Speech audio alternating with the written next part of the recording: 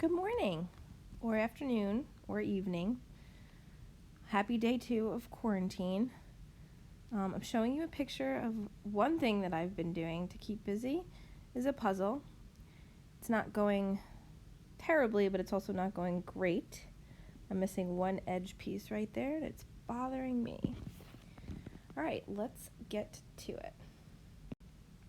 So Thursday's warm-up says the objective for today is I can use the fundamental counting principle to find the total number of outcomes of a situation. You probably don't know what the fundamental counting principle is, but you will by the end of this video. It says which tree diagram shows all of the possible outcomes for tossing a coin and rolling a fair number pyramid that has 4 sides labeled 1 through 4. So as we've talked about, tossing a coin has heads or tails. So it's definitely not A. Everything else starts with heads or tails.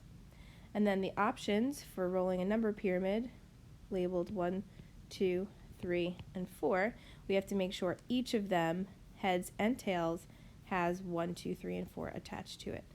And the only one that does is letter D. So the answer here is D.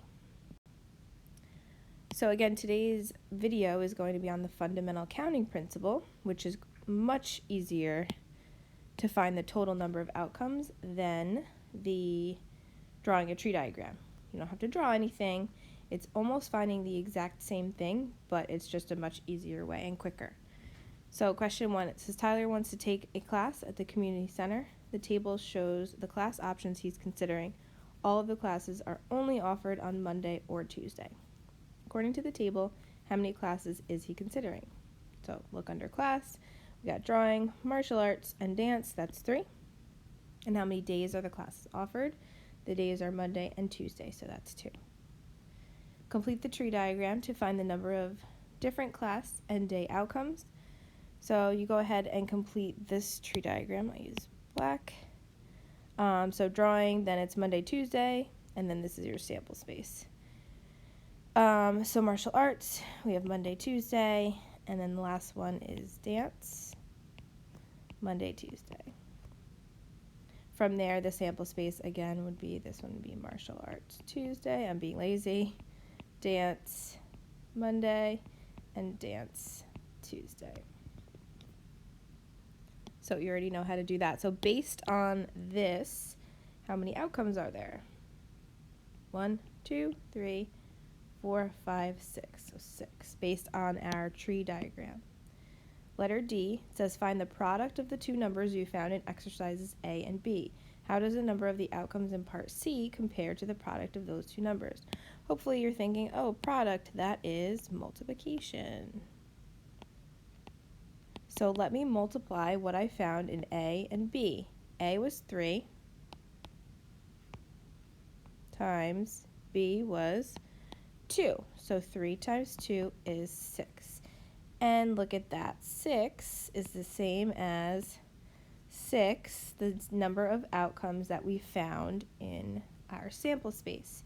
So what this is telling you is that you don't have to draw out the entire tree diagram to find the total number of outcomes. What you can do is you can just multiply the number of items in each category, and that will get you the total number of outcomes of a situation just a little bit faster.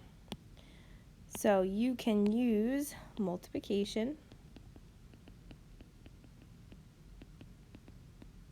instead of a tree diagram to find the number of outcomes of a sample space. This is called, very long word, or phrase, or name, the fundamental counting principle. By the way, Hank is on my lap again this morning, and he is totally tired from his big birthday yesterday, and so many of you wished him a happy birthday, so he was extra happy. So thank you if you wished him a happy birthday. Also, you're getting bonus points. Next page. Number 2. Find the total number of outcomes when a coin is tossed and a number cube is rolled. How many possibilities are there when you flip a coin? Hopefully you're thinking 2. How many possibilities are there when you roll a number cube? Hopefully you're thinking 6. What is the total number of outcomes for this situation? So we're going to use the FCP, which is the fundamental counting principle. We're going to take the number of outcomes for tossing a coin, which is 2, and we're going to multiply it by the number of outcomes for rolling a number cube, which is 6. So 2 times 6, there are 12 outcomes.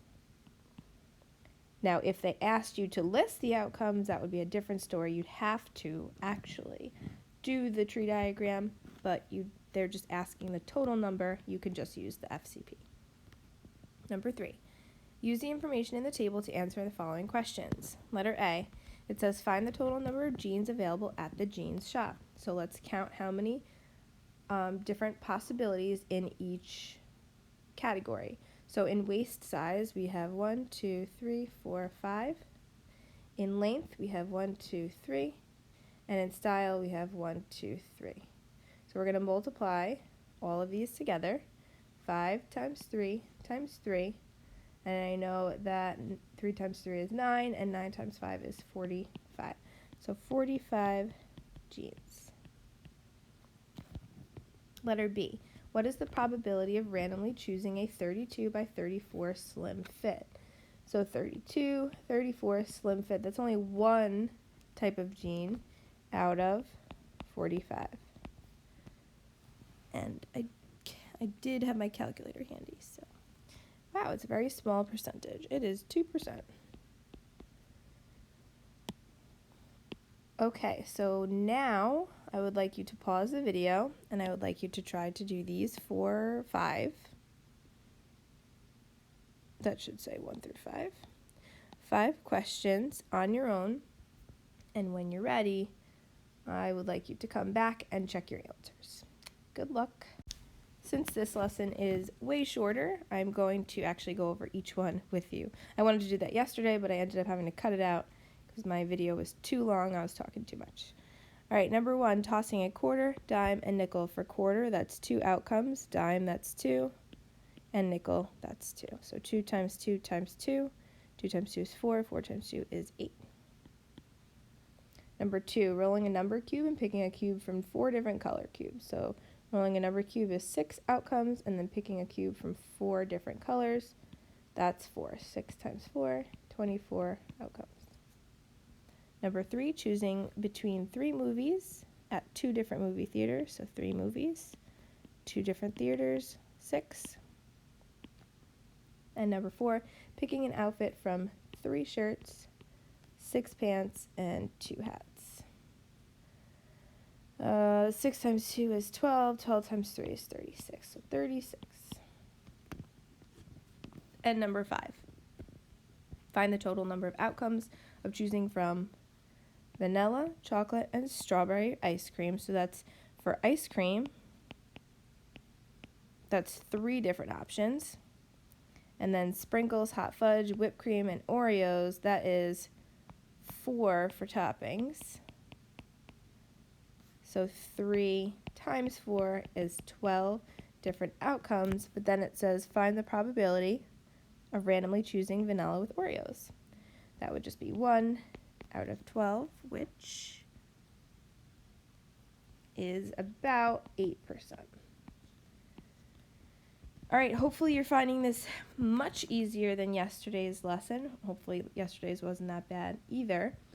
What I would like you to do from now on is once you're finished with the video and all of the associated assignments for the day, can you please click turn in on that Google Classroom assignment just so I can keep track of who's actually completing the assignments and who is not.